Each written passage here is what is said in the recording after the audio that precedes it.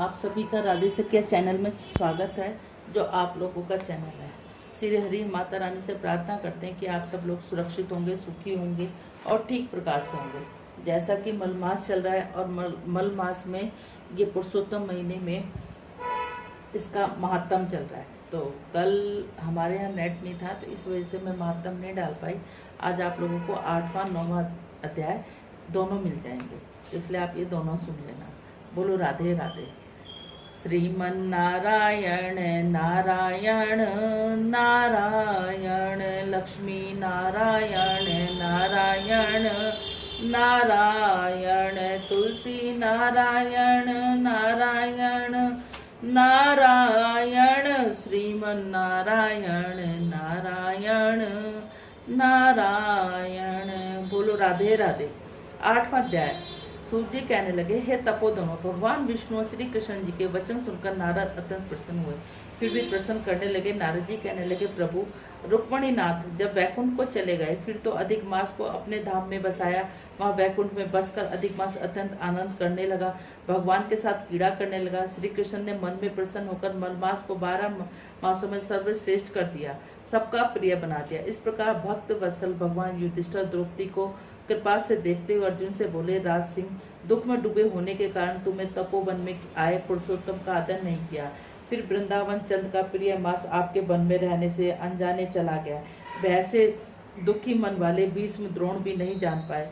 भय के द्वेष से तुमने नहीं जाना। वेद व्यास को प्राप्त विद्या आराधना में लगे रहे भयंकर युद्धशाली अर्जुन इंद्र फंस गए, पर उनके दुख से दुखी भाग्यवश आप लोगों ने नहीं जाना। अतः अब क्या करना चाहिए? मनुष्य को प्रारब्ध भोग अवश्य भोगने पड़ते हैं। मनुष्य प्रारब्ध से ही सुख दुख भय और आनंद को प्राप्त होता है, तो सदा भाग्य पर भरोसा रखो। हे महाराज, अब आपके दुख का दूसरा कारण बतलाता हूँ। इतिहास पूर्वक इस कथा को अच्छी तरह से श्रवण करो। सावन कृष्ण जी कहने लगे, द्रौपदी पूर्व जन्म में महाभाग्यशाली ब्राह्मण की पुत्री थी।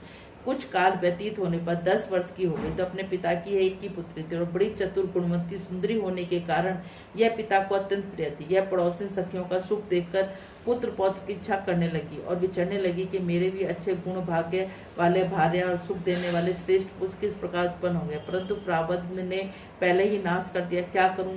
क्या किसी मुनि के पास जाऊं या किसी तीर्थ में जाकर वहां पर रहूं? मेरा भाग्य कैसे सो गया, कोई भी भरता मेरी इच्छा नहीं करता।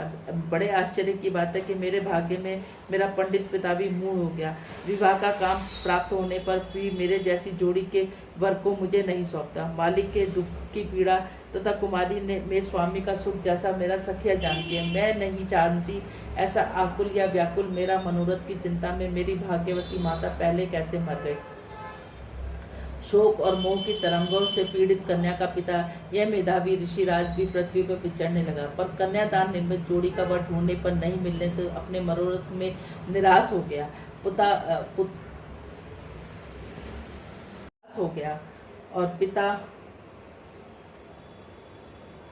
पुत्रों के और अनेक दुर्भाग्य से टूटा संकल्प का पिंजरा होने से उसको महादारू तीव्र ज्वर हो गया।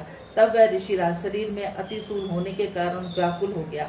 श्वास पर श्वास से युक्त होकर लौटता गिरता घर आकर गिर पड़ा। जैसे ही मदिरापान करने से मूर्छा का प्राप्त हो जाता है और अपनी पुत्री का स्मरण किया, तब तक पुत्री भय से व्याकुल होकर अपने पिता के पास आई। जब वह मरने में सशक्त हो गया, देव योग से अस्माक कांपता हुआ कन्यादान के प्रसंग से उठे हुए मैं उस समय रहित पूर्व काल के लिए गृहस्थी धर्मों से रहित होकर संसार की वासना को छोड़कर हरि के मन को लगाता हुआ मेधावी ऋषिराज श्री हरि पुरुषोत्तम को याद करने लगा। हे कृष्ण, हे गोविंद, हे हरे, हे मुरारे, हे राधवे, हे दामोदर, हे दीनानाथ, हे ऋषिकेश, आपको नमस्कार करता हूँ। आप मेरी संसार रूपी समुद्र में रक्षा कीजिए।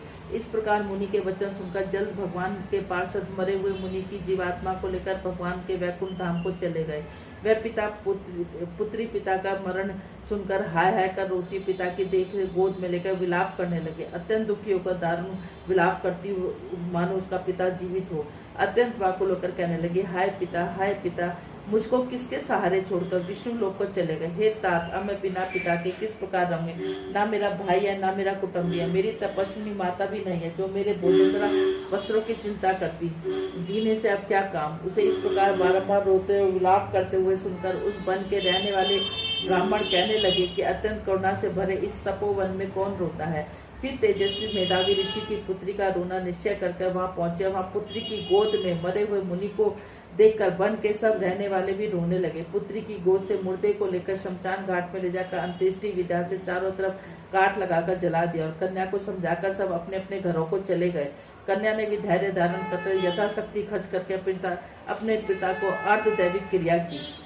बोलो राधे राधे। 9वां अध्याय। सूत जी कहने लगे। इसके पश्चात नारद जी विस्मय युक्त हो मेवावी ऋषि की कन्या का वृत्तांत पूछने लगे। नारद जी ने पूछा, मुने फिर उस ऋषि कन्या के वन में क्या किया? क्या किसी ऋषि ने उसका विवाह किया? नारायण कहने लगे, इस कन्या के दुख के साथ अपने पिता का स्मरण करते हुए वहां आश्रम में रहकर कुछ काल व्यतीत किया। भाग्यवश एक दिन वन में अपनी इच्छा से विचरते हुए महाकोप वाले दुर्वासा मुनि आ गए। दुर्वासा मुनि को आता देखकर शोक में डूबी हुई वह कुमारी भी उठकर धीरज धारण करके मुनि के चरणों में नमस्कार किया। नमस्कार करके मुनि को अपने आश्रम ले आई। अर्धपाद और वन में नाना प्रकार के फलों से आदर करके मुनि का पूजन किया। फिर मुनि कन्या आदर से कहने लगे, हे महामुने, आपको नमस्कार। मुझ दुर्भाग्नि के आश्रम में आपका कैसे आना हुआ? आपके आने से मेरे भाग्य का उदय हो गया अथवा मेरे पिता के पुण्य प्रताप से मुझको समझाने के लिए आप आए? आप जैसे महात्माओं के तीर्थ रूपी पावों में रजकण भी स्पर्श कर मेरे जन्म सफल हो गया। जो आप जैसे महात्मा मुझे दर्शन हुआ। इस प्रकार कहकर वह बाला उसके आगे चुपचाप होकर बैठ गई। तब दुर्वासा मुनि कुछ हंसकर बोले, धन्य हे ब्राह्मण पुत्री, तुमने अपने पिता के कुल का उद्धार कर दिया। कन्या बोली, हे ऋषि, आपके दर्शन मात्र से ही मेरा शोक समुद्र सूख गया। हे मुनि, आप जो यहाँ आए हैं इसका परिणाम अच्छा ही होगा। मैं उत्पन्न हुई महाअग्नि से ज्वाला से जल रही, इस अग्नि को शीघ्र बुझाओ। मेरे हर्ष उपजाने वाला कोई नहीं दिखाई देता। मुझको धैर्य देने वाली न तो माता है, न पिता है, न भाई है। मैं बहुत दुखी पीड़ित किस प्रकार जीवन निर्वाह करूंगी? जिस दिशा को देखते वही शून्य दिखाई देता। अतः तपोनिधि, मेरे दुख का उपाय शीघ्र करिए। ऐसा कहकर वह बाला उनके आगे बैठ गई।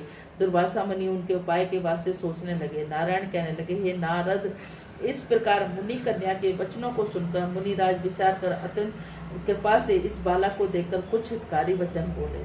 बोलो राधे राधे। श्रीमन नारायण नारायण नारायण, लक्ष्मी नारायण नारायण नारायण, हे नाथ नारायण वासुदेवा, हे नाथ नारायण वासुदेवा, हे नाथ नारायण वासुदेवा। श्रीमन नारायण नारायण नारायण, लक्ष्मी नारायण नारायण नारायण, तुलसी नारायण नारायण नारायण, श्रीमन नारायण नारायण नारायण। बोलो राधे राधे। यदि आप सब लोगों को हमारा चैनल अच्छा लगता है तो इसको लाइक करें, ज़्यादा से ज़्यादा शेयर करें, ज़्यादा से ज़्यादा सब्सक्राइब करें और अपने कुटुंब मित्र संबंधियों आगे को भी इस चैनल के लिए आगे उनको शेयर करके आगे मोटिवेशन करें। आपको इस पे नई नई जानकारियाँ, कौन से विषय में कब पूजा पाठ, क्या विधि विधान क्या करना है वो सब, और आपके मन में कोई शंका है तो उसको आप नोटिफिकेशन के द्वारा हमसे पूछ भी सकते हैं। बोलो राधे राधे।